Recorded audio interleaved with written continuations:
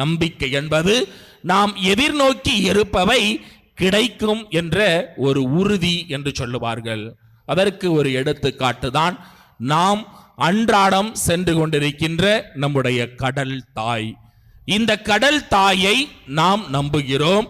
நம்முடைய எதிர்நோக்கு இந்த கடலிலே இந்த கடல் தாய் நான் செல்லுகின்ற பொழுது எப்படியாவது எனக்கு நல்ல மீன்பாடுகளை கொடுப்பார் என்ற ஒரு ஆழமான நம்பிக்கையிலே ஆழ்கடலுக்கு நாம் செல்லுகின்றோம். பல நேரங்களில் நான் இருக்கின்ற பங்கு தளங்களிலே ஒரு சிலரிடம் பேசுகின்ற பொழுது, எவ்வாறு நீங்கள் கடலுக்குள் செல்லுகின்றீர்கள், எவ்வாறு அந்த கடலுக்குள்ளே இரவு முழுவதும் தங்கி இருக்கிறீர்கள், எவ்வாறு நீங்கள் 4 நாட்கள் தங்களாக இருந்து எவ்வாறு நீங்கள் மீன்பிடி தொழில் செய்கின்றீர்கள் என்று கேட்கின்ற பொழுது உண்மையிலே எனக்கு அதிர்ச்சியாகவும் இருக்கும், ஆச்சரியமாகவும் இருக்கும். அவர்கள் நம்மோடு பகிர்ந்து கொள்ளுகின்ற பொழுது, பிரியமான சகோதர சகோதரிகளே, கண்ணுக்கு புலப்படாதவை பற்றி ஐயமற்ற நிலைதான் நம்பிக்கை என்று சொல்லுவார்கள். கண்ணுக்கு புலப்படாதவை பற்றி ஐயமற்ற நிலைதான் நம்பிக்கை என்று சொல்லுவார்கள்.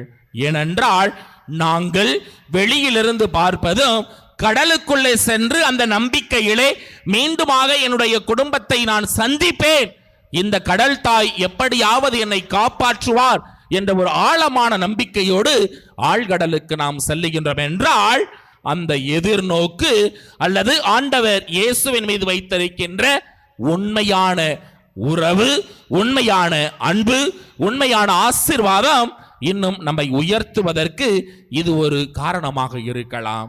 அதைத்தான் எவ்வாறு நமது புனிதர் நம்பிக்கையோடு இருந்தார் என்று பார்க்கின்ற பொழுது, இறந்து போன ஆபேல் நம்பிக்கையின் மூலம் இன்னும் அவர் பேசுகிறார் என்று நாம் அனைவருமே நம்புகிறோம். நம்பிக்கையின்மையினாலேயே ஏதோவுக்கு சாவுக்குட்படாதபடி கடவுள் அவரை எடுத்துக்கொண்டார் என்று நாம் பார்க்கின்றோம். நம்பிக்கையினாலே தான் எவரும் கடவுளுக்கு உகந்தவர்களாக இருக்கிறார்கள் என்று நாம் பார்க்கின்றோம்.